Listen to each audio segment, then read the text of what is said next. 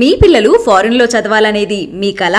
మీ కలను నిజం చేసే ఏకైక సంస్థ విదేశ్ కన్సల్ట్స్.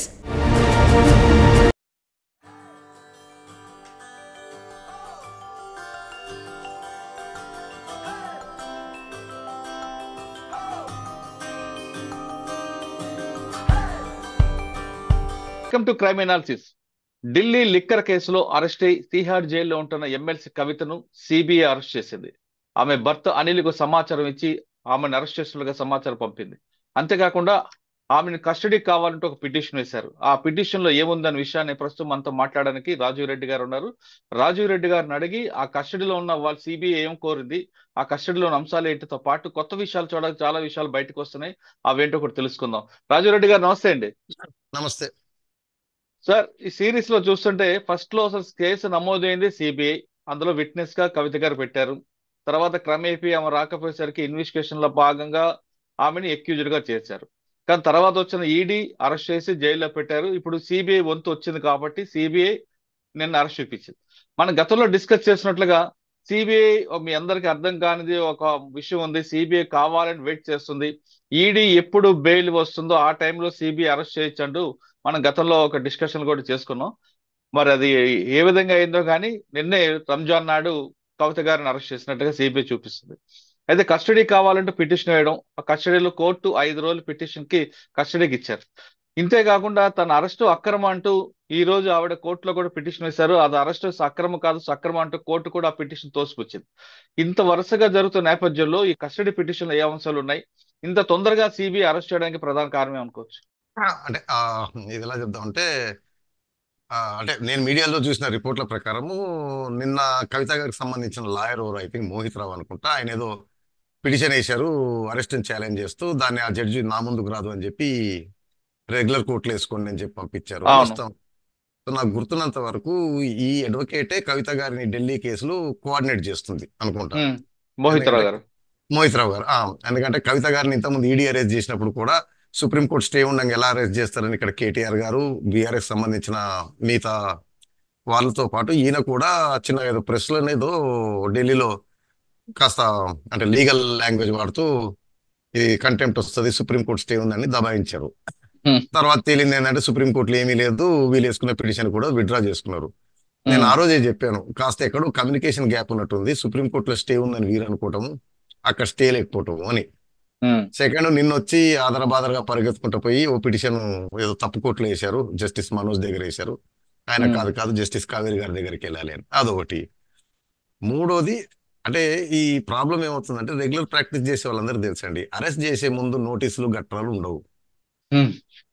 నేను చెప్పాను అంటే మనము లా కాస్త కామన్ సెన్స్, మీరు నేరం చేసి పారిపోతున్నారు ఉన్నారని తెలిసిందండి, టక్కున వచ్చి పట్టుకోవాల్సింది తప్పిస్తే నోటీసులు ఇచ్చుకుంటా వెతుక్కుంటా కూర్చుంటే కుదరవయ్యి.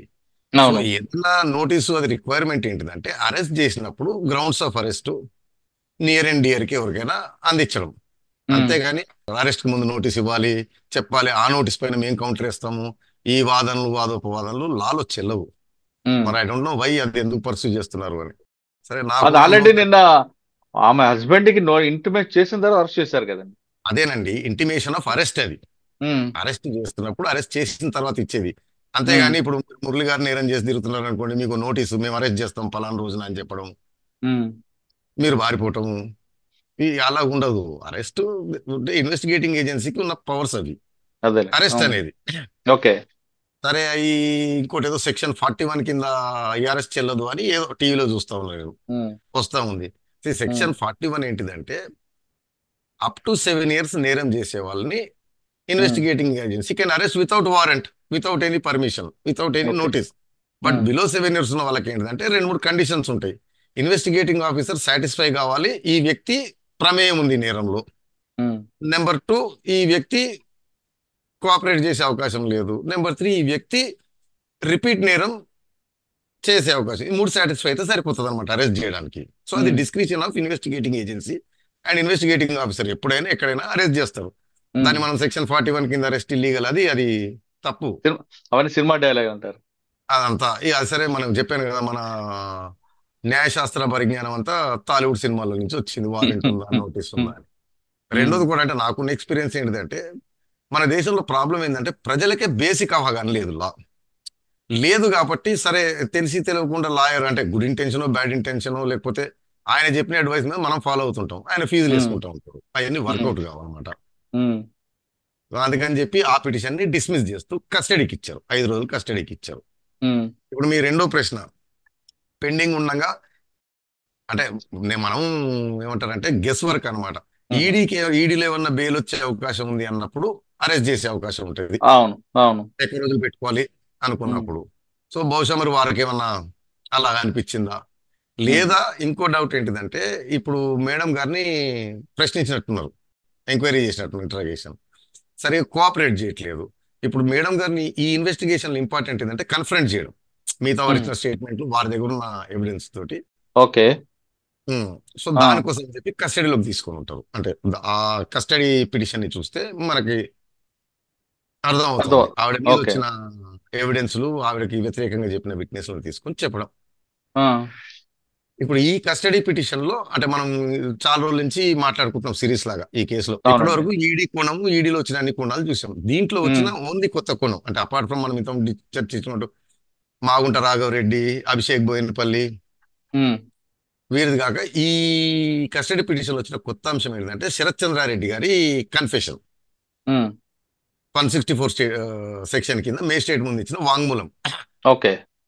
ఆయన చెప్పేది ఏంటిదంటే ఆయనను కాస్త కవిత గారు బెదిరించి లొంగ తీసుకొని పెద్ద వ్యాపారవేత్త కాబట్టి డబ్బులు ఉంటాయి కాబట్టి ఈ కేసులో జరిగిన పెక్యులర్ ఏంటిదంటే ఉమ్, మళ్ళీ గోయింగ్ బ్యాక్ అన్నమాట ఆ, జనరల్ గా అది బిజినెస్ ఉన్న ప్రజలందరూ తెలుసండి గవర్నమెంట్ తోటి మనం వర్క్ కాంట్రాక్ట్ ఏజెన్సీనో తీసుకున్నప్పుడు కిక్ బ్యాక్ ఎలా మాట్లాడుకుంటారంటే పీరియాడికల్ ఉంటుంది అనమాట అప్ ఫ్రంట్ ఉమ్, కొద్దిగిస్తారు సపోజ్ ఉమ్. కాంట్రాక్ట్ అనుకోండి బిల్లుకి ఇంత కిక్ ఓహో. Back okay. Up front but ఈ కేసులో వారు ఈ లైసెన్సులు రావడం హోల్సేల్ రీటైల్ రావడము సౌత్ గ్రూప్ కి ఉమ్, ఉమ్, దీని నుంచి ఆర్జించిన ఆదాయం నుంచి ఆప్ పార్టీకి కిక్ బ్యాక్ అనేది ఒరిజినల్ ఒప్పందం ఉమ్. కాకపోతే ఈ ఎలక్షన్లు రావడం తోటి ఆప్ పార్టీ ప్రెజర్ పెట్టింది 100 కోట్లు అప్ ఫ్రంట్ కావాలని ఈ 100 కోట్ల మొబిలైజేషన్ దగ్గరే మాగుంట రాఘవరెడ్డి గారు అండ్ కవిత గారి దాంతో శరత్ చంద్రారెడ్డి గారు వచ్చారనేది ఇది అప్ ఫ్రంట్ ఇచ్చారనమాట అచ్చా. అప్ ఫ్రంట్ ఇచ్చి రీకూప్ పీరియాడికల్ ఉమ్, కాకుండా మీరు ఏ కాంట్రాక్టర్ అడిగినా మీరు గవర్నమెంట్ తో ఏ వ్యాపారం చేసే వాళ్ళకైనా తెలుస్తుంది కిక్ బ్యాక్ అనేది పీరియాడికల్ గా ఉమ్, ఇస్తారు మనకి ఎప్పుడెప్పుడైతే ఆదాయం బిల్లు వస్తుంటుందో దాంట్లో నుంచి బట్ దీంట్లో ఏమైందంటే ఒకటేసారి 100 కోట్లు మొబిలైజ్ చేయాల్సి వచ్చింది దానివల్ల మాగుంట రాఘవరెడ్డి గారిని శరత్ చంద్రారెడ్డి గారిని ఈవిడ రోపింగ్ చేశారు అనమాట ఇద్దరు ఓకే. పెద్ద వ్యాపారవేత్తలు ఉమ్, ఇప్పుడు శరత్ చంద్రారెడ్డి గారి స్టేట్మెంట్ ఏంటిదంటే ఒప్పందం ప్రకారం 50 కోట్లు మాగుంట రాఘవరెడ్డి అది ఇంతకుముందు మనం మాట్లాడుకున్నాం రాఘవరెడ్డి గారి కన్ఫెషన్ స్టేట్మెంట్లు ఉమ్, శరత్ చంద్రారెడ్డి గారు ఒక 50 కోట్లు మొబిలైజ్ చేయాలని ఉమ్.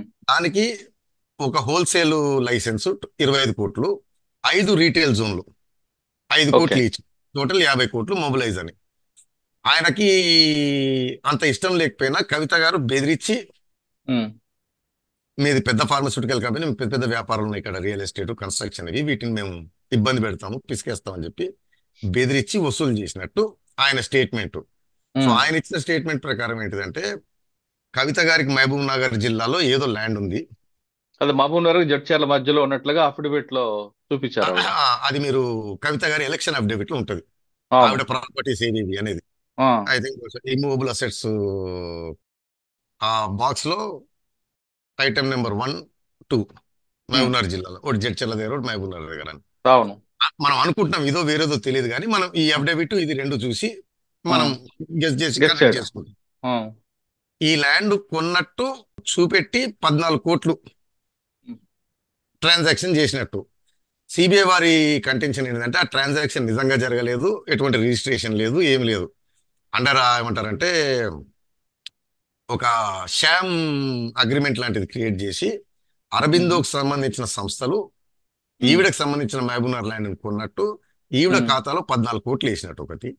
రెండోది ప్రెజర్ పెట్టి ఉమ్, జాగృతి ఫౌండేషన్ కి ఒక 80 లక్షలు డొనేట్ చేయించుకున్నట్టు మీరు ఆ ఉమ్. ఎలక్షన్ అఫిడవిట్ లో మూవబుల్ అసెట్స్ కాలంలో ఉంటది మేడం ఆ, గారు share holder of Jagruti foundation అని చెప్పి అవును, ఉంది.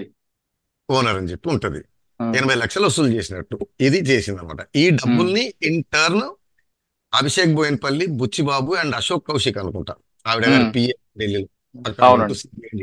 ఆ, వారి ద్వారా దాన్ని గోవా ఎలక్షన్ కి అందించినట్టు ఇది ఫ్రెష్ గా వచ్చిన రివీల్ అయిన సమాచారం. ఉమ్, మేడం ఉమ్, గారికి. ఓకే. సార్, ఈ 100 కోట్లు మీరు 15 కోట్లు చెప్తున్నారు. ఇంకా మిగతా డబ్బులు ఏ విధంగా వెళ్ళాయని అనుకోవచ్చు మనం? అంటే ఒక 25 కోట్లు మాగుంట రాఘవరెడ్డి దాంట్లో వచ్చింది. ఆ, ఇక్కడ 15 మిగతాది 25 కోట్లు మాగుంట రాఘవ మొబిలైజ్ చేసినట్టు వచ్చింది. మాగొంట రాఘవులు 25, ఈవిడేమో 15, అంటే మొత్తం 40 కోట్లు వెళ్ళినట్లుగా వచ్చింది. మరి మిగతాది అదే దానిపైన చెప్పలేదు ఇంకా. ఓహో. సో వీళ్ళు అడిగేది అదే, ఇంక ఇవన్నీ బయటికి తీయాలంటే మాకు కస్టోడియల్ ఇంట్రాగేషన్ కంపల్సరీ అని అడుగుతుంది. ఉహు. సార్, ఈ ఇంట్రాగేషన్ అనేది ఇప్పుడు కోర్టులో జైల్లో ఉన్నారు కాబట్టి జైల్లోనే చేస్తారా, లేదా సిబిఐ ఆఫీస్ తీసుకెళ్లి మన ఈడీ ఆఫీస్ లో ఏ విధంగా చేస్తారా ఆ విధంగా చేస్తారా? అట్లేం లేదండి, అది లాజిస్టికల్ గా అనమాట. జైల్లో కూడా చేసుకోవచ్చు, జైల్లో సెపరేట్ రూమ్ ఏదైనా తీసుకొని దాంట్లో అయినా చేయొచ్చు. అంటే ఉహు. డిపెండింగ్ సిబిఐ వారు వాళ్ళు లాజిస్టికల్ గా ఎట్లా, ఎందుకంటే గివెన్ హై ప్రొఫైల్ ప్రిజనర్ వారికి ఉన్న లైఫ్ థ్రెట్లు కానీ ఇష్యూస్ కానీ బయటికి అచ్చా. తీసుకొస్తే ఏమవుతుంది, లోపల తీసుకొస్తే ఏమవుతుంది, వారి వారి దీన్ని బట్టి ఉంటుంది. తిహార్ జైల్లోనే ఒక రూమ్ లో పెట్టుకుని చేసుకోవచ్చు, ఆ ఆ, టైం టు టైం ఉంటది కాబట్టి. అవును. కానీ ఇక్కడ అడ్వకేట్ సమక్షంలోనే చేయాలని ఉంటది కదండి కాలం. ఎనీ ఇంట్రాగేషన్ జనరల్ గా ఏజెన్సీలు అడ్వకేట్ సమక్షం చేస్తాయి. అంటే అడ్వకేట్ సమక్షం అంటే మళ్ళీ చెప్తున్నాను, అడ్వకేట్ పక్కన కూర్చొని సలహాలు ఇవ్వటము, కళ్ళతోటి సైగలు చేయటము, ఉమ్. దగ్గటములు ఉండవు.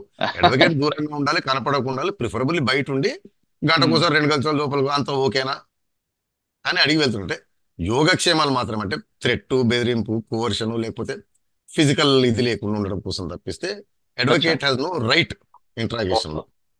సార్, ఇప్పుడు ఈ కేసులో కొత్త విషయం ఒకటి కనిపిస్తుంది. శరత్ చంద్రారెడ్డి గారి వాంగ్మూలంలో కవిత గారిని నన్ను బెదిరించి డబ్బులు తీసుకున్నారని, ఆ భూములు కొనమని చెప్పారని అంటూ స్టేట్మెంట్ ఇచ్చారు.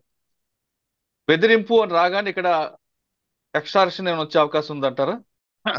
డెఫినెట్ గా అంటే తెలంగాణ ప్రభుత్వం తలుచుకుంటే ఉమ్. అంటే రెండు విధాలండి. ఇప్పుడు ఈ స్టేట్మెంట్ ఆధారంగా తెలంగాణ ప్రభుత్వం సోమోటో కింద కేసు బుక్ చేయండి. ఎందుకంటే సిఆర్పిసి ప్రకారము on information of any offence police um. వారంతట వారు కూడా క్రైమ్ బుక్ చేసి ఇన్వెస్టిగేషన్ మొదలు పెట్టవచ్చు. So okay. రెండు విధాలు. ఇప్పుడు రాధాకిషన్ రావు అని ఆయన డీసీపీ పైన ఇచ్చినట్టు ఎవరైనా అంటే శరత్ చంద్రారెడ్డి వెళ్ళి ఎక్కడ పోలీస్ స్టేషన్లో కంప్లైంట్ ఇచ్చి కవిత గారిని బెదిరించి డబ్బులు వసూలు చేశారు, డబ్బులు తీసుకున్నారు అనేది అది అది ఆ స్టేట్మెంట్ ప్రకారం ప్యూర్ అది క్రైమ్ కింద వచ్చేస్తుంది, extortion. I think Indian penal code 384, 381 అనేవి ఉంటాయి వాటి ప్రకారం. 384, అవునండి. సో వాటి ఏంటంటే ఒకటి తెలంగాణ గవర్నమెంట్ కనుక ఇంట్రెస్టెడ్ ఉంటే ఉమ్. పోలీస్ వారంతట వారే క్రైమ్ బుక్ చేసి ఇన్వెస్టిగేషన్ స్టార్ట్ చేసి శరత్ చంద్రారెడ్డి గారి స్టేట్మెంట్లు తీసుకోవడం, ఆధారాలు గ్యాదర్ చేయడం, ఇక ఇవన్నీ రూటీన్ అరెస్ట్ అంటే అరెస్టు, ఛార్జ్ షీటు, ట్రయల్ అవన్నీ. ఉమ్. లేదా శరత్ చంద్రారెడ్డి గారి వారంతట వారు వెళ్ళి కంప్లైంట్ ఇచ్చినా ఇనిషియేట్ చేయొచ్చు అనమాట. సో శరత్ చంద్రారెడ్డి గారు ఇచ్చిన ఇనిషియేట్ అవుతుంది, ఉమ్. ఇవ్వకపోయినా తెలంగాణ ప్రభుత్వం కానీ లేకపోతే లోకల్ పోలీస్ కానీ ఈ స్టేట్మెంట్ ఆధారంగా ఎఫ్ఐఆర్ కట్టొచ్చండి, క్రైమ్ బుక్ చేసి ఇన్వెస్టిగేషన్ స్టార్ట్ చేసి ప్రొసీడ్ కావచ్చు. ఓకే. ఈ రెండూ కాకుండా ఎవరైనా ఒక అడ్వకేట్ గానీ లేదంటే ఆమెకు వ్యతిరేకమైన వ్యక్తి పోలీస్ స్టేషన్ కంప్లైంట్ ఇచ్చారనుకో. నేను అనేది అదేనండి, సిఆర్పిసి ప్రకారము ఆహా. ఫలానా అని లేదండి. అచ్చా, ఏ ఎవరైనా ఇవ్వచ్చు. విధంగా అయినా సరే పోలీస్ కి ఇన్ఫర్మేషన్ రాగానే cognisable offence, extortion is um. Cognisable offence, um. FIR book చేసి ఇన్వెస్టిగేషన్ చేయాల్సిందే. మీరు వెళ్ళి ఉమ్. కంప్లైంట్ ఇచ్చినా, నేను వెళ్ళి కంప్లైంట్ ఇచ్చినా, లేదా ఈ స్టేట్మెంట్ పోలీస్ అధికారులు ప్రభుత్వం దృష్టికి వచ్చిన వారంతట వారు without any information any third okay. Party Sarath గారు లేదా ఉమ్. బేసింగ్ ఆన్ మీడియా రిపోర్ట్లు ఈ స్టేట్మెంట్ ప్రకారం concern police station FIR book చేసి ఇనిషియేట్ చేయొచ్చు. అచ్చా. ఒకవేళ మీరు అన్నట్లుగా గవర్నమెంట్ తీసుకుంది అనుకోండి సుమోటోగా, ఉమ్. అంటే తీసుకుంటాదా లేదా అనేది ఇంకొక చర్చకు వస్తే, ఇప్పటికే కేసు నడుస్తుంది, ఇది గవర్నమెంట్ కి పొలిటికల్ మోటివేట్ కేసు అని ప్రచారం అవుతుంది కాబట్టి, ఒకవేళ ఇప్పుడు కాంగ్రెస్ గవర్నమెంట్ ఆ విధంగా తీసుకుంటే ఇది ప్యూర్లీ పొలిటికల్ అంటూ అవతవాలు చేస్తున్న నినాదాలకి ఇది ప్రెస్ అయినట్లు అనిపిస్తుంది కదండి. అంటే ఇప్పుడు పొలిటికల్ గా అంటే ఏదైనా ఒక బలం చేసుకోవచ్చు. చేకూరుతుంది కదా అని. అదేనండి, పొలిటికల్ గా ఏదైనా చేసుకోవచ్చు, ఎవరు ఎట్లయినా అనుకోవచ్చు. ఆ, లీగల్ గా మాత్రం అది పర్ఫెక్ట్లీ రైట్. పోలీస్ ఆర్ బెదిరింపు. With in they right. ఈ స్టేట్మెంట్ బేస్ పైనే they can book A case and investigation initiate చేసి చంద్రారెడ్డి గారిని పిలిపించి స్టేట్మెంట్ తీసుకోవడం, ఎవిడెన్స్ గ్యాదర్ చేయొచ్చు. ఉమ్. ఉమ్. సరే పొలిటికల్ టర్న్ అది అంటారా? ఇప్పుడు నాకు తెలిసి అంత గింపతిలు వచ్చి ఆ టర్న్ తీసుకునే ఇదేం లేదు. సార్, ఒకవేళ ఆ విధంగా కేసుగా నమోదైంది అనుకోండి, ఇప్పుడు ఢిల్లీలో ఉన్న కేసులో బెయిల్ మీద బయటకు వచ్చే పట్టుకోవాలా, వీళ్ళు కూడా కస్టడీ చేసి అక్కడ నుంచి తీసుకురావడం అని అది ఉంటాయా? Same thing, discretion of investigating agency. Okay. Transit remand వేసి హైదరాబాద్ కూడా పట్టుకురావచ్చు, ఉమ్. తీసుకొచ్చి ప్రొడ్యూస్ లేదనుకుంటే, చేయాలి లేదంటే హైదరాబాద్ లో. ఆమెను బెయిల్ మీద హైదరాబాద్ వచ్చి ఈ కేసులో కూడా రిమాండ్ చేయొచ్చు. అక్కడే పట్టుకోవచ్చు, ఇక్కడ వచ్చిన తర్వాత ఎప్పుడైనా పట్టుకోవచ్చు. Discretion of investigating agency any person కెనండి. నేను అడ్వకేట్ అని కాదు, ఆహా. ఎనీ సామాన్య పర్సన్. సో సిఆర్పిసిలో ఏంటంటే receipt of a cognizable offence, hmm. Police have to book crime, FIR book చేసి ఇనిషియేట్ ఇన్వెస్టిగేషన్. ఏది లేకపోతే తర్వాత క్లోజ్ చేయాలి. ఎఫ్ఐఆర్ అయితే కట్టాలి, ఇన్వెస్టిగేషన్ చేయాలి, స్టేట్మెంట్లు తీసుకోవాలి. అంటే ఇక్కడ గవర్నమెంట్ ఇంట్రెస్ట్ బట్టి ఉంటది. ఎవరైనా వెళ్ళి కంప్లైంట్ ఇచ్చారనుకోండి, గవర్నమెంట్ ఇంట్రెస్ట్ ఏముంది? అవును, గవర్నమెంట్ పోలీస్ వారంతట వారు చేయాలంటే వారి ఇంట్రెస్ట్ని బట్టి. రైట్. మన చట్టంలో ఉన్న వెసులుబాటు అదండి. అంటే ఫర్ ఎగ్జాంపుల్ రోడ్డు పైన దొమ్మి జరుగుతుంది, మీరు వెళ్ళి కంప్లైంట్ చేయొచ్చు కదండి, మీకు సంబంధం లేకపోయినా కానీ. అవును. మీరు ఫోన్ చేసి కూడా చెప్పవచ్చు పోలీస్ వారికి, సార్ జూబ్లీ చెక్ పోస్ట్ మీద దొమ్మి జరుగుతుంది, కొట్టుకుంటున్నారు అని. సో విక్టిమ్ కావాల్సిన అవసరం లేదు. అవును, రిసీప్ట్ ఆఫ్ ఇన్ఫర్మేషన్ ఏ విధంగా అయినా రావచ్చు. అదే అదే. సో ఇది అథెంటిక్ డాక్యుమెంట్. సిబిఐ వారు వేసిన custody petition, Hmm. It has been revealed అని చెప్తాడు అతను. శరత్ చంద్రారెడ్డి స్టేట్మెంట్ ఇచ్చారు. శరత్ చంద్రారెడ్డిని ఎక్స్టార్షన్ బెదిరించి నీ కంపెనీలు బిజినెస్లు దెబ్బ కొడతామని చెప్పి బెదిరి డబ్బులు వసూలు చేశారని. అది squarely fits into extortion definition Indian penal code లో. ఓకే సార్, ఇప్పుడు 5 రోజులు కస్టడీ అయిన తర్వాత అందులో వీళ్ళకి ఒక కంక్లూడ్ వస్తుంది, ఒక ఇన్పుట్ వస్తుంది. వచ్చిన తర్వాత ఇప్పుడు మళ్ళీ తిరిగి అదే జైల్లో వస్తారు. అప్పుడు కవిత గారు బెయిల్కి వేసుకోవచ్చా?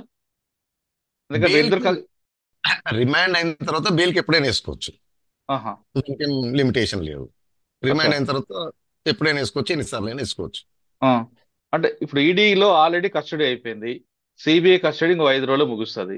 కాబట్టి ఆవిడ నా కస్టడీ అయిపోయింది కాబట్టి నాకు బెయిల్ ఇవ్వండి అంటూ బెయిల్ వేస్తే కవిత గారికి బెయిల్ వచ్చే అవకాశం ఉందా? జనరల్ కేసులలో ఏం జరుగుతుందంటే, నార్మల్ కేసులలో కస్టడీ 1 నెల 2 నెలలు అయిపోయిన తర్వాత ఇంట్రాగేషన్ అంతా అయిపోయింది కాబట్టి నా మీద ఇన్వెస్టిగేషన్ ఏమీ పెండింగ్ లేదు, నా మీద ఉమ్. తీసుకోవాల్సింది ఏమీ లేదు. సెకండ్, నేను ఇన్ని రోజులు నేను ఆల్రెడీ జైల్లో ఉన్నాను కాబట్టి అని బెయిల్కి ఒక గ్రౌండ్ అనమాట. ఓకే. నేను చెప్పేది అదండి, ఒకటి పొలిటికల్ గా చూద్దాం, ఒకటి లీగల్ గా చూద్దాం. ఉమ్. మీరు కేజ్రీవాల్ గారు ఈడీ కస్టడీ అయితే అపోజ్ చేయలేదు, తీసుకోండి అవును. అన్నాడు. నేను కూడా నా క్లయింట్లని ఎప్పుడైనా పోలీస్ కస్టడీ అయితే అదే చెప్తాను, తీసుకోమని చెప్పండి, జరిగేది ఏం లేదు. అదే అయిపోయిన తర్వాత కోఆపరేటెడ్, మా దగ్గర రావాల్సిందంతా వచ్చింది, మేము ఉండాల్సిన అవసరం ఏముంది అని బెయిల్ తీసుకోవచ్చు. ఇంకోటి ఓకే. పొలిటికల్ గా కూడా వీరు ఏం చేస్తున్నారు అంటే రెసిస్ట్ చేసి కొద్దిగా ప్రతిష్ట దిగజార్చుకుంటున్నారు. అర్థమైందండి. ఇప్పుడు ఆ సైగలు పిడికలు చూపెట్టడాలు ఇంకులాబ్ జిందాబాద్లు అన్ని చేసేవాళ్ళు, వెళ్తాను లోపలికి, పునీతరాలు బయటకు వస్తాను, ఏం చేస్తారో చేసుకోండి అంటే ఆప్టిక్స్ వేరే విధంగా ఉండేవి. ఇప్పుడు కానీ ఆవిడ అవసరం ఇక్కడ ఇప్పుడు ఆవిడ చెప్పండి. చెప్తుంది కూడా జై తెలంగాణ అన్నారు. తెలంగాణలో బీజేపీకి ఓటు వేయదంటూ 2 నినాదాలు చేశారు, కానీ దానివల్ల ఎఫెక్ట్ ఏముంటది అంటారా? దానివల్ల ఏమీ ఉండదు. వీటిని రిసీవ్ ఇప్పుడు రిమాండ్ ని క్వశ్చన్ చేయడం రూటీన్ అండి. రిమాండ్ దానికి ఏం పెద్దగా ఉండదు. Police officer suspicion or involvement prima facie ఉంటే ఎవరినైనా అరెస్ట్ చేయొచ్చు. అవును. రిమాండ్ కావాల్సింది అరెస్ట్ చేసినప్పుడు నోటీస్ ఇవ్వటం. సో వీటిని ఛాలెంజ్ చేస్తా. నా అరెస్ట్ అక్రమం అరెస్ట్లు అక్రమం ఉండవు నా సాధారణంగా. అరెస్ట్ ఇందాక సిబిఐ కోర్టు కూడా తోసిపుచ్చిందండి, అరెస్ట్ అది అక్రమం కాదంటూ. అదే చెప్పేది, అందరికీ తెలిసింది. మరి ఆ లాయర్లు ఎందుకు వేస్తారు, వీళ్ళు ఎందుకు ఒప్పుకుంటారు దానికి? సార్ మీరు చెప్తున్న వివరాలన్నీ చూస్తుంటే సామాన్యుడికి కూడా అవగాహన ఉండే ఇది ఇష్యూస్ కనిపిస్తున్నాయి. అంత పెద్ద హై ప్రొఫైల్ ఉన్న వాళ్ళకి ఆ మాత్రం అవగాహన ఉండదంటారా? ఎంత లీగల్ కౌన్సిల్స్ పెట్టుకుంటారు, లీగల్ అడ్వైజర్ ఉంటారు, వాళ్ళకి ఒక ఆఫీసు. నేను ఇంత కూడా ముందు చెప్పానండి, అమాం బాపత్ బ్యాచ్ అంటారు అనమాట. తర్వాత ఇక్కడ మీకు అమెరికాలో యూకేలో సైకాలజీలో అఫీషియల్ గా ఒకటి ఉంటుంది అనమాట, అఫ్లూయెన్సా అని. It is a recognised mental disorder అనమాట. అనుకోకుండా ధనం కలిసి రావడము, అనుకోకుండా తల్లిదండ్రులు ధనం సంపాదించిన తర్వాత మనకి కామన్ సెన్స్ అనేది దొబ్బేస్తుంది. అంటే మీకు ఇప్పుడు అనుకోకుండా ఏదైనా రియల్ ఎస్టేట్ లో జాక్ పాట్ కొట్టి కొత్తగా రాజకీయాలు డబ్బు సంపాదిస్తే పక్కన బ్యాచ్ చేరుతుంది, ఆహా ఓహో అని. దాంట్లో బట్టి ఫ్లోలో పోతుంటారు. వాడు ఏం చేస్తాడంటే, సార్ అవి కొత్త బ్రాండ్ చెప్పులు వచ్చినాయి, 2 లక్షల రూపాయల చెప్పులు అంట, అది వేసుకుంటే మనకు విలువ అంటే అందరూ వేసుకుంటారు అంటే నిజం నమ్మ ఇవ్వంటుంటాడు. అది 20,000 5,200 అనేది చూడడు అనమాట. సో ఆ ఫ్లోలో పోతుంటారు. మీకు జనతా గ్యారేజ్ అని ఒక సినిమా ఉంటుంది, జూనియర్ ఎన్టీఆర్ గారు మంచి ఒక డైలాగ్ చెప్తాడు అనమాట. ఎవరో ప్రభుత్వ అధికారి లంచాలు అది తీసుకుంటుంటే చెప్తారు, మీరు తల్లిదండ్రులు పైన కింద పడితే ఇంత సంపాదించి పిల్లల మీద ఫోకస్ కాన్సన్ట్రేషన్ చేయకపోతే పిల్లలు చెడిపోతారు, చెడిపోతే మీరు సంపాదించిన దానికి అర్థం లేదు, వారు నిలబెట్టుకోలేరు, పోగొడతారు. దానికంటే మీరు చక్కగా ఉద్యోగం చేసుకుంటూ పిల్లలతో ఫోకస్ చేస్తే వారే తెలివైన వారై వారి కాళ్ళ మీద వాళ్ళు నిలబడి మీరు ఏదైనా సంపాదించి ఇచ్చింది కూడా నిలబెట్టుకుంటారు అని అంటారు అనమాట. ఉమ్, సో మన దగ్గర ఈ మధ్యన సొసైటీకి అప్లికేషన్ పట్టుకుందండి. నడిమింత్రి సిరిమాసము, నడిమింత్రి అధికారాలు ఇవి వచ్చిన ఉమ్, తర్వాత తెలియట్లేదు అనమాట. చ. తెలియకుండా ఎవరే ఫ్లోలో తీసుకెళ్తే ఆ ఫ్లోలో నిజం అనుకుని దొరుకుతూ ఉంటారు. ఉమ్. నేను చెప్పేది అరవింద్ కేజ్రీవాల్ గారు స్టాండ్ రైట్ అండి. చంద్రబాబు ఎలా? నాయుడు గురించి మనం అనుకున్నాం ఏముందండి, కొన్ని నెల 2 నెలలు 3 నెలలు 6 నెలలు మర్డర్ చేసిన వరకే బెయిల్ వస్తుంది. మనం ఛాలెంజెస్ లోపల పోయండి, పొలిటికల్ గా కూడా మంచి మైలేజ్ వస్తుంది. ఆప్టిక్స్ వచ్చాయి. పబ్లిక్ లో దానిపై కూడా మా లీడర్ కరెక్ట్ గా ఉన్నాడు అంటారు కదా. ఆ, ఓ రిబెల్ కింద వస్తుంది. ఊరికే దీన్ని పీకి లాగి ఎట్లా వీళ్ళు విఐపీలు అండి, జైల్లో అవును. బాగానే చూసుకుంటారు, ఉమ్, సామాన్య ఖైదీలాగా కాదు. అవును. ఇంటి భోజనము, ఉమ్. చక్కటి బెరాకులు, బాగోగులు, అన్- అన్నీ కుటుంబ ఉంటాయి కానీ సభ్యులు అన్నీ ఉంటాయి కానీ కుటుంబం అనేది దూరం అవుతుంది కదండి, ఒకటే కదా. వీళ్ళకి ఇచ్చారు కదండి కుటుంబ సభ్యులతోటి గంటో గంటో మాట్లాడుకోవాలని. అవును. అంటే అవి ఉంటాయి కానండి, ప్రజలతో మాట్లాడడం, ప్రజలతో మమేక అవ్వడం, ప్రజలకు ఉపన్యాసాలు ఇవ్వడం ఉండదు కదా. వీళ్ళు పెద్ద మమేకమైంది ఏందో తిరిగింది ఏందో నాకైతే తెలియదు. స్టేట్మెంట్ లీడర్ ఉమ్, అంటే మనకి ఇంకోటి చెప్తాను, ఒక్కోసారి మనకి టైం కలిసి రాదనుకోండి, అవును. అప్పుడు రెసిస్ట్ చేయకూడదు అనమాట. దాన్ని అబ్జర్వ్ చేసుకొని తీసుకొని బయటికి రావడానికి చూడాలి, అంతే తప్పిస్తే ఉమ్, దానికి ఎదురు ఇప్పుడు కర్మ అండి. నేను రోడ్డు పైన నడుస్తుంటే ఎవడొచ్చి గుర్తాడు, నేను ఏం చేస్తాను, దానిపైన చిందులు వేయలేం కదా. అదేదో అవును. ట్రీట్మెంట్ తీసుకొని అది తీసుకొని ఇది తీసుకొని దాన్ని మళ్ళీ ఎలా బయటికి రావాలని. ఉమ్. అంటే కర్మ సిద్ధాంతం నమ్మాలంటారు ఇప్పుడు. అంటే ఇక అది తప్పదు కదండి. ఉమ్, కొన్నాళ్ళు కాలం నడిచి వస్తుంది, అప్పుడు మీరు ఏం చేసినా సక్సెస్ అయింది. అయితే నేను చెప్పిన ఈ నియో రిచ్ నడిమింతిరి బ్యాచ్కి ఏంటంటే కాలం ఉమ్, కలిసి వచ్చి పైకి వచ్చిన దాన్ని వారి మేధస్సుతో వచ్చామనుకుంటుంటారు అనమాట. ఉమ్. మీరు ప్యాకెట్ ఆడే వాళ్ళని చూసారండి ఎప్పుడైనా, కబుర్లు చెప్పుకుంటుంటే? వాడు వెళ్ళలేదు. సిగరెట్ పెట్టుకుని మొన్న ఆట గురించి చెప్తుంటా ఉంటా, వాడు కింగ్ వేసాడు, క్వీన్ వేసాడు కాబట్టి ఆస్ వేస్తాడు, జాక్ వేస్తాడు, నాకు ముందే తెలిసిపోయిందని చెప్తుంటాడు ఆ, ఎక్స్పర్ట్ లాగా. ఇంతకి ఆ, వాడు చూస్తే ఆస్పాస్తులు అమ్ముకుని అప్పుల పాలే తిరుగుతుంటాడు ఓడిపోయి. మరి నీకు ఇన్ని విషయాలు తెలిస్తే కొట్టిన ఆట ఒకటే తిరుగుతుంటది, నా మేధస్సుతో కొట్టానని. ముక్కలు ఆ, అనేది అదృష్టం. ఓకే.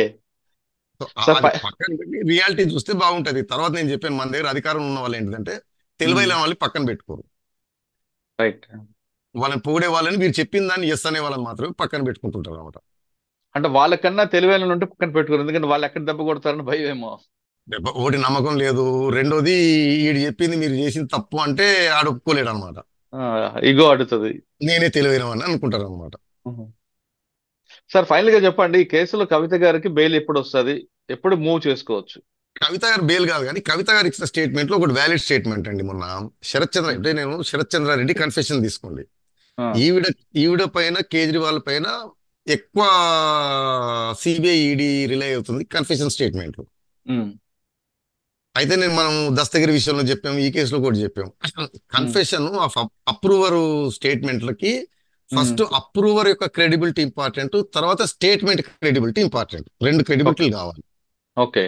అంటే స్టేట్మెంట్ క్రెడిబిలిటీ అంటేనేమో స్టేట్మెంట్ కి తగ్గ ఆధారాలు, కొరాబరేటింగ్ ఎవిడెన్స్, అది నమ్మశక్యంగా ఉండబట్టి. దానికంటే ముందు అప్రూవర్ క్రెడిబిలిటీ. ఇక్కడ ఉమ్, ఏమైందంటే మనకు ఆ ఎలక్టరల్ బాండ్స్ బయటకు వచ్చిన తర్వాత ఒక విషయం తెలిసింది ఏంటంటే, శరత్ చంద్రారెడ్డి స్టేట్మెంట్ ఇచ్చే టైము, బెయిల్ వచ్చే టైము, బీజేపీకి ఎలక్టరల్ బాండ్స్ 50 కోట్లు ఎంతో ఇచ్చిన టైము కాస్త ఓవర్లాప్ అవుతున్నాయి. ఓహో. సో అది it goes in to the route అనమాట. సో ఉమ్, అప్రూవర్ యొక్క క్రెడిబిలిటీ క్వశ్చనబుల్ అవుతుంది. ఉమ్. అవును. సో అక్కడ ప్రాబ్లం వస్తుంది. అనలేదు సిబిఐ ఈడీ ఆ స్టేట్మెంట్ కాకుండా ఆ స్టేట్మెంట్ తో వచ్చిన అదర్ ఎవిడెన్సెస్ గ్యాదర్ చేసి నెయిల్ చేస్తే తప్పిస్తే అది గోయింగ్ ఫార్వర్డ్ ట్రయల్లో కాస్త శరత్ చంద్రారెడ్డి స్టేట్మెంట్ కాస్త టెయింటెడ్. కవిత గారు కూడా కోర్టుకు వస్తున్నప్పుడు ఒక మాట అన్నారు, ఇది అంటుంటే ఇందులో ఒక ఎక్యూజ్డ్ 50 కోట్లు చెల్లించి బెయిల్ తీసుకొచ్చారంట. అది శరత్ చంద్రారెడ్డి అండి. మీరు ఎలక్ట్రల్ బాండ్స్ వచ్చిన లిస్ట్ లో అవును. శరత్ చంద్రారెడ్డి గారికి సంబంధించిన కంపెనీలు ఉమ్, 50 కోట్లు ఆ ఇచ్చిన day to time is um, overlapping with అతని బెయిల్ రావటము, అతను కన్ఫెషన్ స్టేట్మెంట్ ఇవ్వడం తోటి కాస్త ఓవర్లాప్ అవుతుంది. అవును. సో కవిత గారి అడ్వకేట్లు దాన్ని అటాక్ చేస్తే ఫస్ట్ కన్ఫెషన్ ఇచ్చిన అప్రూవర్ యొక్క క్రెడిబిలిటీ, ఉమ్, అతను స్వచ్ఛందంగా ఇస్తేనే క్రెడిబుల్. అవును. సో అక్కడ ప్రాబ్లం వస్తుంది. సెకండ్ స్టేట్మెంట్ క్రెడిబిలిటీ, ఉమ్, ఈ స్టేట్మెంట్ కి కొరాబరేటింగ్ ఎవిడెన్స్ తేవటం. ఉమ్, అది అంటే అంటే ఇప్పుడు అతను శరత్ చంద్రారెడ్డి ఒక్కడిదే కాదనుకోండి, అతను అశోక్ కౌశిక్, బుచ్చిబాబు, ఉమ్, మిగతా వాళ్ళు ఉన్నారు, విజయ నాయరు, అమిత్ అరోరా, వీరివి కూడా ఉన్నాయి, తను ఒక్కడిదే కాదు. బట్ నేను ఉమ్, చెప్తున్నా, కవిత గారు చేసిన ఒక స్టేట్మెంట్ ఇస్ వ్యాలిడ్ స్టేట్మెంట్. ఉమ్, అది మనకేమవుతుందంటే ఇతని స్టేట్మెంట్ నిజమో కాదో కాదు, ముందు సస్పిషన్ అయితే ఆ రోజు వస్తుంది కదా. అవును, ఇతను 50 కోట్లు ఆ టైంకి అధికార పార్టీకి ఇచ్చాడు, అవును. ఇతనికి బెయిల్ వచ్చింది. ఉమ్. ఇప్పుడు ఆ శరత్ చంద్ర రెడ్డి క్రెడిబిలిటీ ఎంతవరకు, ఆయన స్టేట్మెంట్ ఎంత వాల్యుబుల్ అంది మనం చేయాలి, అంటే ఎస్టాబ్లిష్ చేసుకురావాలి. ఫర్దర్ వారు అంటే ఈ ఈ CBI పా- ఈ పార్ట్ కవిత గారు అడ్వకేట్ చేయాలి అది. అవును, అంటే ట్రయల్లో అండ్ బెయిల్ అవును. కూడా ఆర్గ్యుమెంట్ కి అది వాడుకోవచ్చు. అచ్చా. సార్, అది ఆ బెయిల్ తో ఆర్గ్యుమెంట్ తో కవిత కంటే కనీసం ఒక 2 నెలలని బెయిల్ వచ్చే అవకాశం ఉంటుంది అంటారా? ఇప్పుడు ఈ 5 రోజులు అయితే మేబీ ఇంకొక 5 రోజులు, మాక్సిమం 5-6 రోజులు ఇంకోసారి అవకాశం ఉంటుంది. ఆ తర్వాత ఇక్కడికి పార్ట్ ఓవర్. సో ఆ, ఇప్పటికేమవుతుందంటే ఆవిడతో అయిపోయింది. ఇప్పుడు సిబిఐ వారు, ఈడీ వారు అపోజ్ చేస్తే ఏంటంటే ఈవిడ బయట ఉంటే మళ్ళీ విట్నెస్ ఇన్ఫ్లుయెన్స్ చేస్తారు, ట్రయల్ జరగదని ఒక గ్రౌండ్ తప్పిస్తే ఉమ్, ఏముండదు. బట్ గోయింగ్ ఫార్వర్డ్ 1 నెల, 2 నెలలు, 3 నెలలకు కాలదోషం బయట వచ్చే రావచ్చు. అవకాశం ఉంటుంది. సార్, ఒకవేళ చార్జ్ షీట్ వేశారనుకోండి. చార్జ్ షీట్లు వేస్తానే ఉన్నారు. సో ఏజెన్సీలకి ఆ హక్కు ఉంటుందండి. ఆహా. Number of additional charge sheets అనుకోండి, సప్లిమెంటరీ చార్జ్ షీట్స్ చేసుకుంటూ పోతా ఉంటారు. సార్, ఒకవేళ చార్జ్ షీట్ కవిత గారి కేసులో చార్జ్ షీట్ వేస్తే ట్రయల్ స్టార్ట్ అయింది అనుకోండి, ఇంకప్పుడు బెయిల్ రాదు కదా ఇంకా. బెయిల్ డిస్క్రిషన్ అండి, అచ్చా. Bail is discretion. Um. Sir, ఈ అంటే కేసులో మీరు అన్నట్టు ఒక అవకాశం పోతుంది, కష్టం అవుతుంది. ట్రయల్ గంటూ మొదలైన తర్వాత బెయిల్ కొద్దిగా ఇబ్బంది. ఎట్లా ట్రయల్ ఉమ్, మొదలైంది కదా, అవును. పునీతుల కిందనో పాపుల కిందనో తేలిపోతుంది కదా ఉమ్. అని. బట్ ఈ కేసులో ఇప్పుడు ఎక్కడ ట్రయల్ పోతుంది అంటే పోదు. సరే, ఒకవేళ చార్జ్ షీట్ వేయాలంటే ఈ కేసులో 60 రోజులు ఉంటుందా, 90 రోజులు ఫైనల్ డే? ఏం లేదండి, 7 years above 90 days, 7 years below 60 days. ఇది అచ్చా. ఓన్లీ బెయిల్ పర్పస్ కి. ఉహు. బట్ ఇక్కడ ఆల్రెడీ చార్జ్ షీట్లు పడిపోయినాయి. అవును.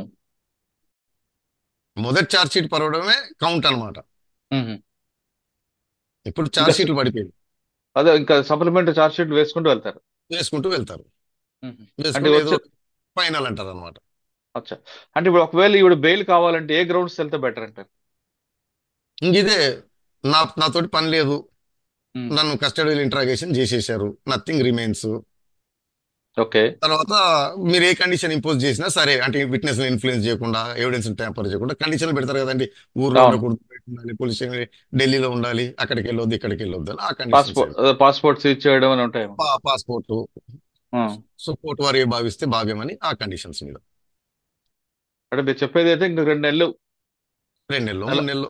ఇంకొకటి, నేను ఆ, గతంలో ఇచ్చిన ఇంటర్వ్యూలో ఏం చెప్పానంటే, ఎవరెవరైతే హవాలా ట్రేడర్స్ ద్వారా ఈ ఉమ్, డబ్బులు పంపించారో వారందరి స్టేట్మెంట్లు రికార్డ్ చేశారు. వాళ్ళ దగ్గర నుంచి ఆధారాలు, సిడిఆర్లు అనుకోండి, ఉమ్, స్టేట్మెంట్లు అండ్ అకౌంట్స్ అవి సీజ్ చేశారని చెప్తే ఎవరో ఒక సోదరుడు కమెంట్ పెట్టాడు, మరి ఉమ్, హవాలా ట్రేడర్ల పైన చర్యలు ఉండవా అని. ఉమ్. హవాలా చేస్తే అన్న కరెక్షన్ ఏంటంటే, మీరు ఛార్జ్ షీట్ లో ఉంది హవాలా అని కాదు, అంగడియా అని ఉంటుందండి. మనకు అచ్చా. నార్త్ ఇండియాలో అంగడియాలు అంటారు అనమాట. ఆహా. వారు వాల్యుబుల్స్ ని, అమౌంట్ ని ట్రాన్స్ఫర్ చేస్తుంటారు. But um. బిలీవ్ దట్ అది లెజిటిమేట్ మనీ. ఓకే. మీరు పెట్రోల్ బంక్ ఉందనుకోండి, మీకు క్యాష్ వస్తుంది, మీరు ఆ క్యాష్ అవునండి. అంగడి ద్వారా ట్రాన్స్పోర్ట్ చేస్తారు అదే మన అనమాట. సిఎంసి వెహికల్ ఆ విధంగా. ఆ విధంగా చేస్తారనమాట. సో అది అవును. అంగడి. ఆ, అందరు హవాలా ట్రేడర్లు కాదు, వీళ్ళు ఆహా. ఇన్వెస్టిగేషన్ చేసింది వారిని అంగడియాలని మెన్షన్ చేశారు. అంగడియాలు లీగల్ బిజినెస్ ఏనండి. అచ్చా. నార్త్ ఇండియన్ లో. నార్త్, ఒరిస్సాలో, గుజరాత్ లో అంతటి ఉంటారు. వారు ఏంటంటే, మీకు కలెక్షన్ అయిన డబ్బుని మీరు బ్రాంచ్ నుంచి హెడ్ ఆఫీస్ పంపించాలనుకోండి, వారు ఉమ్. తీసుకెళ్తారు అనమాట. సో అదే బిలీవ్ లీగల్. లెజిటిమేట్ మనీ అని. వారు ఏమంటారంటే అది మాకు ఇది హవాలా బ్లాక్ మనీ అని తెలియదు, లంచం డబ్బు అని తెలియదు. అటు సార్, ఇప్పుడు అంగళి అంది లీగల్ అది. లీగల్ అండి. ఆహా. సరే, కొన్ని చోట్ల రైడ్ వేసి పట్టుకుంటుంటారు, వసూలు చేస్తుంటారు, మళ్ళీ వదిలి పెడుతుంటారు, కానీ ఆ, అది లీగల్ వ్యాపారం అది. ఓకే. చాలా థ్యాంక్ యూ. సంస్థలు, క్యాష్ వచ్చే సంస్థలు అంగడియాలను వాడుకుంటారు అనమాట. ఇప్పుడు మీకు ఓహో. 5-6 బిజినెస్ ఉన్నాయి అక్కడ ఇక్కడ, అంత అవును. క్యాష్ కలెక్ట్ అయిన తర్వాత అక్కడి నుంచి మీరు హెడ్ కాఫీ వేసుకో, నెలకు ఒకసారి, వారానికి ఒకసారి పంపిస్తారు కదా, వీరు ఆ, తీసుకొస్తారు ట్రాన్స్పోర్ట్ చేసి. అచ్చా. కవిత గారి కేసులు చూస్తుంటే రాజీవ్ రెడ్డి గారు చెప్తున్నట్లుగా మరో 2 నెలల వరకు కవిత ఢిల్లీలో ఉండే అవకాశం కనిపిస్తుంది. అయితే కరెక్ట్ రీజన్ తీసుకుంటూ, అంటే శరత్ చంద్రారెడ్డి ఇచ్చిన స్టేట్మెంట్ ని తను కరెక్ట్ గా ఫ్రేమ్ కట్టుకుంటూ వెళ్తే అదొక అవకాశంగా భావించి ఉండే అవకాశం ఉంటుంది అంటున్నారు రాజీవ్ రెడ్డి గారు. ఏదేమైనా సరే మరో 2 నెలలు కవిత గారు ఢిల్లీలో ఉండే అవకాశం కనిపిస్తుంది. ఇది సిబిఐ కస్టడీ పిటిషన్ లో ఉన్న అంశంపై రాజీవ్ రెడ్డి గారి విశ్లేషణ. మరో అంశంలో మళ్ళీ కలుద్దాం. అంతవరకు నమస్తే. Thank you sir. Thank you very much.